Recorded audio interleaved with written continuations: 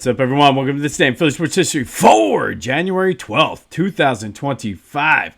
I'm your host, Jim Montgomery. Welcome to a Sunday game edition, a playoff game edition of the podcast. We will have more on the Eagles-Packers later in the show. But first, let's knock out some housekeeping. Be sure to follow me on social media, Jimbo_Mont on Twitter and TikTok. For the time being with TikTok anyway. Follow me on Instagram at PhillyJimbo. Subscribe to the YouTube channel, Jimbo_Mont. Continue to spread the word as we grow this thing. The KYW segment is up and live. I have not seen it on the website yet. I'm not sure when that will be up. I'll keep you posted on that. But depending on when you listen to this, I don't know when I'm going to get this out. It's actually 8:04 a.m. right now, so I don't know if you're going to listen to it before the 8:45, but it's on at 8:45, 10:45, 11:45, 2:45, 4:45, and 6:45 today. Very pumped and excited about that. Be sure to check out my boys at the Clash and Conferences podcast. Lots of good things going on with their Sports Fan Network.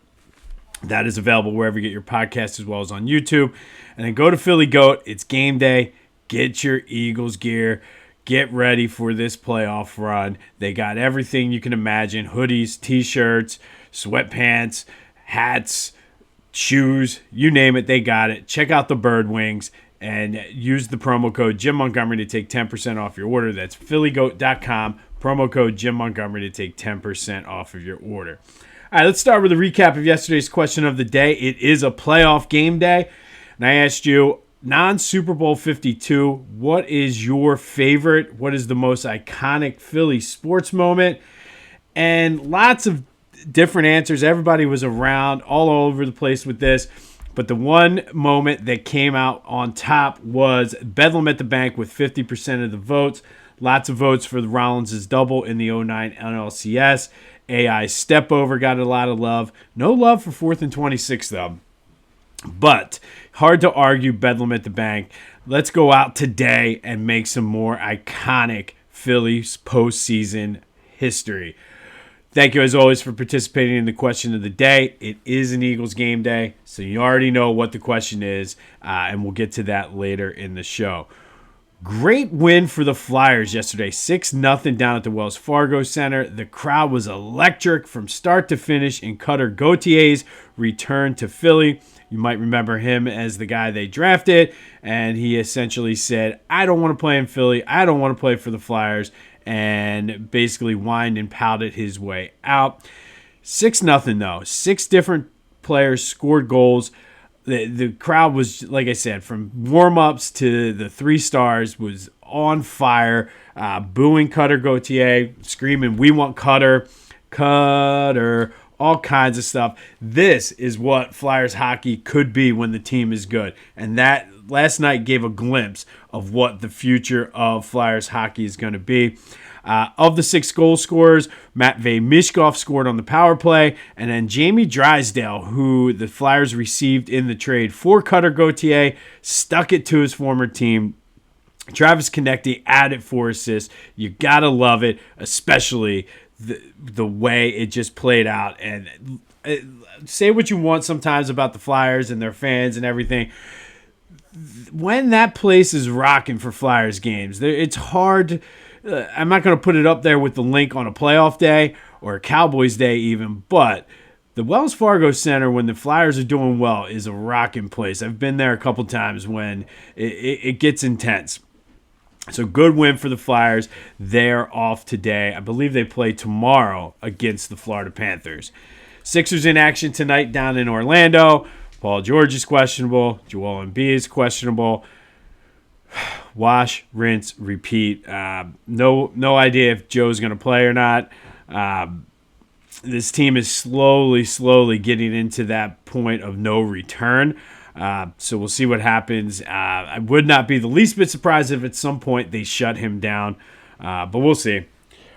We do have some Phillies news. I mentioned the contracts that they signed to avoid arbitration the other day.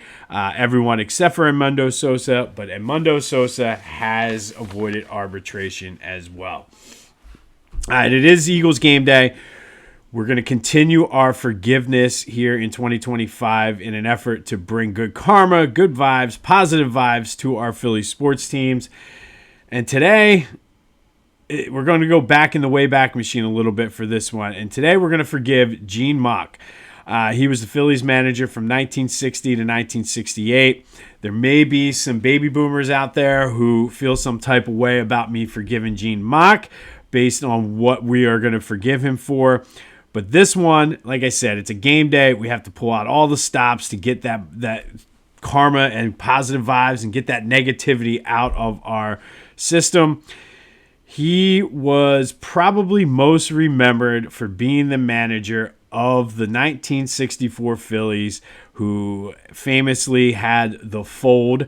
They had a 6.5 game lead with 12 games to play. 7 of them were at home. But the Phold started September 21st when Chico Ruiz stole home and gave the Reds a 1-0 win over the Phillies. And then we've talked a lot about it on this podcast. It just sort of snowballed from there. The players said no matter what, they couldn't find a way to get out of it.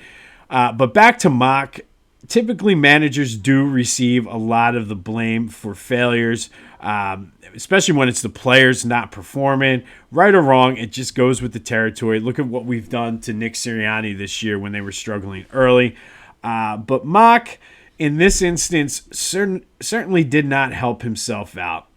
Down the stretch, he pitched his 2 aces, Jim Bunning and Chris Short, 7 of the last 10 games, 4 of those times on 2 days rest. So he kind of panicked a little bit, and even if they would have held on, he kind of might have worn out and ruined their arms for the World Series anyway.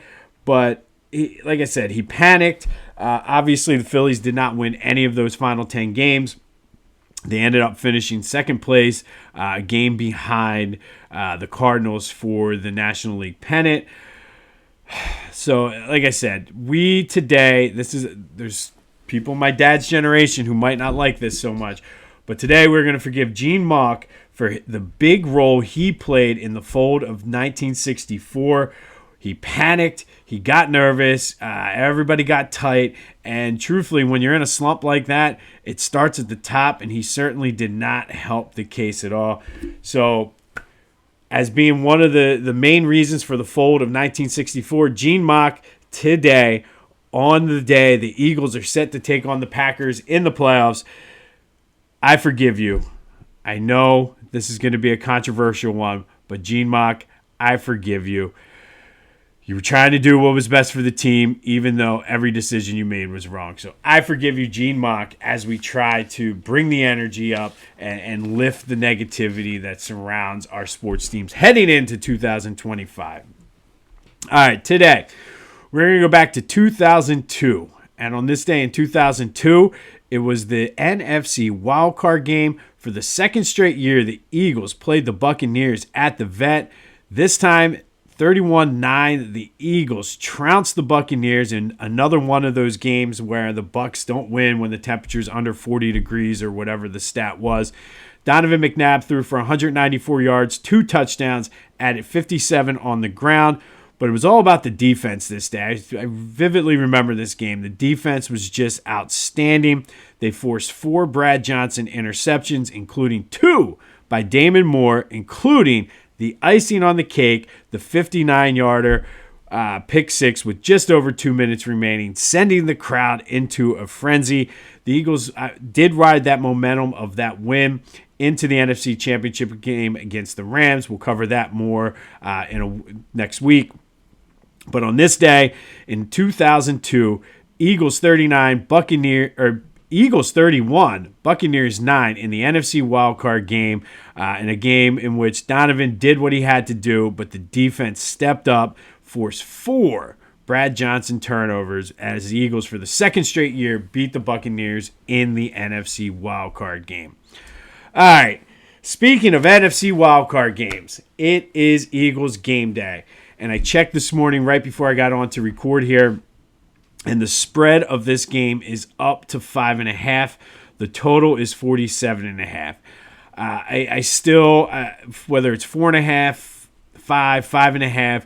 Not really changing my thoughts on this game. I kind of have where I think this is going to go. But for the most part, the Eagles are relatively healthy. Yes, A.J. Brown's knee's a little bit banged up. There's questions about Jalen with the concussion. But for the most part, they're relatively healthy going into this game. The Packers, on the other hand, are pretty banged up. But you got to be careful of teams like that. Sometimes they rally. It's kind of like a wounded animal. They rally and can really make things difficult. But I'm feeling confident about this game. But let's get into the 3 keys of the game. So KeyBank, car dealership, anybody out there want to sponsor this segment, feel free, hit me up. But the 3 keys of the game, and I think it's the playoffs. And these are very, very simple, and you could probably guess which way I'm going with these. But once it gets down to single elimination and sudden death, you got to go with the basics here. So I think first and foremost, you got to get Saquon going early to set up Jalen to be successful. Jalen hasn't played in over 3 weeks. Saquon, you rested them all last week. You didn't go for the record to get this rest. So you got to use that to your advantage now. Get Saquon going early. Set Jalen up with some short passes to Goddard over the middle and really set up play action for later in the game once that rust is shaken off. But I really do. You got to go. You rested Saquon for a reason, and this is the reason. So you have to get him early to set Jalen up to get back into game speed and game flow and things like that. I really hope and believe that they will do this. You can't really get off to a slow start. Like, this is something that's plagued this team all year. Got to get off to a pretty fast start. And that, to me, that means getting Saquon involved and giving Jalen passes over the middle to Goddard, setting up the play action, because until you show that you can run the ball against the Packers, who have a decent run defense, they're going to be stacking the box. So you got to do things to get Jalen into the groove early. Key number 2, this is on the defense. You have to stop Josh Jacobs and then get after Love. The receivers are banged up for the Packers, so passing is going to be hard. So it goes back to what I've been saying all year. Do your job. Zach Bond, Nakobe Dean, get ready, make tackles, wrap up. Line, get pressure, clog up blockers so you can allow your linebackers to actually make the tackles.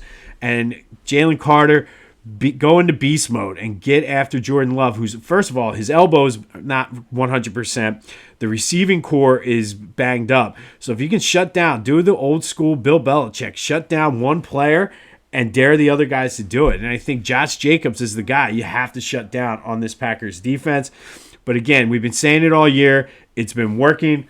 Defense, do your job and contain Josh Jacobs and force Jordan Love to go against the secondary of the Eagles, which is one of the strengths of this team.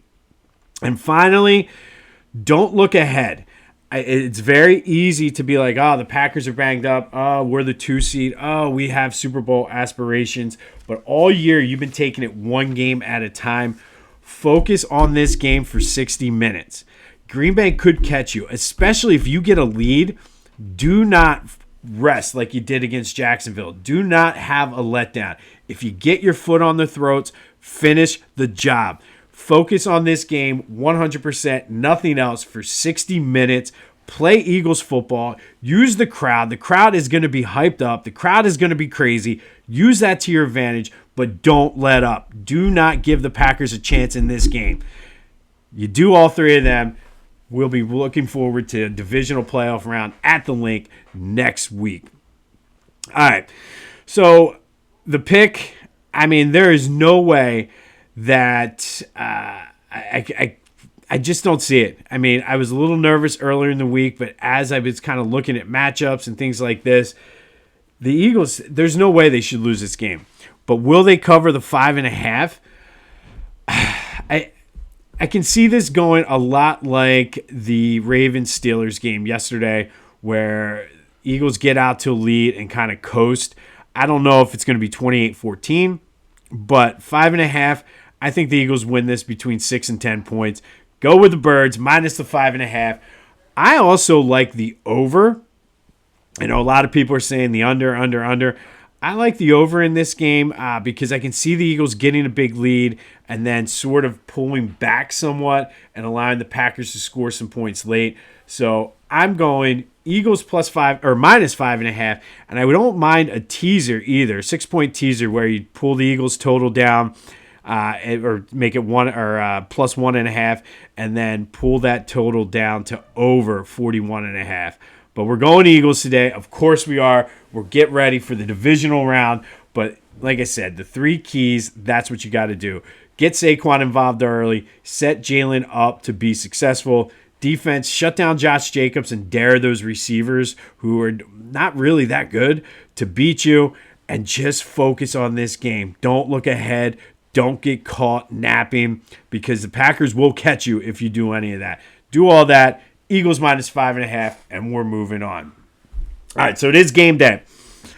We've been doing forgiveness for New Year's. I know we just forgave Gene Mauch, but we're going to do a little bit of a bonus forgiveness today because we need to clear the slate, wipe the slate clean here as Eagles fans. So we need to forgive ourselves. And all of us, at one point or the other, fit into this throughout this season. So for those of you who said, you don't sign a running back to $30 million, I forgive you. For those of you who said, Zach Bond, who is that? I forgive you. For those of you who said, Jalen and Nick can't even get along, how are they going to even be on the same page? I forgive you. For those of you who said, those baby Bulldogs, they can't play, overdrafted, draft bust, blah, blah, blah, blah, blah. I forgive you. Look at the job Nakobe Dean's done this year. For those of you who wrote them off at 2-2 after the Cleveland game, I forgive you. For those of you who said all season long as they were going along, but who have they beat? But who have they beat? I forgive you. For those of you who said Sirianni's a clown, including myself, for those of you who said Sirianni should have been fired, I forgive you. For those of you who said Jalen can't pass, Jalen can't read the blitz, Jalen can't be the guy, Jalen's not him, I forgive you. Listen, all week the Eagles have put out on social media, the theme is let's hunt. We're hunting big game here. We're going to the Super Bowl. That's what we're hunting.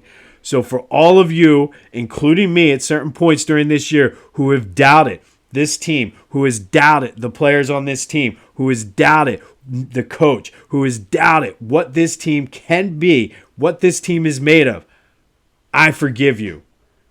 Let's hunt. Eagles, minus 5.5. E-A-G-L-E-S. Eagles, let's go! Yeah! All right, Eagles game day. Fired up, pumped up. Trying not to wake people up in my house, but I guess it's a little too late for that. It was a little bit of a subdued Eagles chant. I apologize, but follow the 3 keys. Get Saquon involved early. Set Jalen up for success.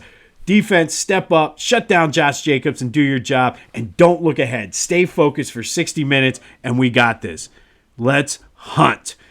On this day in 2002, Eagles beat the Buccaneers 31-9 in the NFC Wild Card game for the second straight year. Damon Moore with 2 interceptions, including a 59-yard pick 6 to seal the game for the Birds. We've forgiven Gene Mauch for his role in the Phold in 1964. It's Eagles game day playoffs. We're pulling out all the stops today. Let's go. Tomorrow we'll have a recap of the game. We'll vote on the GOAT. But today, tell me who you got. 267-495-8531. That's the Back to the Future voice and text line. Who do you got? Eagles, Packers. Let me know. Text me. Leave me a voicemail. Let's go, Birds. This has been This Day in Philly Sports History for January 12th, 2025. My name is Jim Montgomery. Go have yourselves a Sunday. And until next time, go Birds.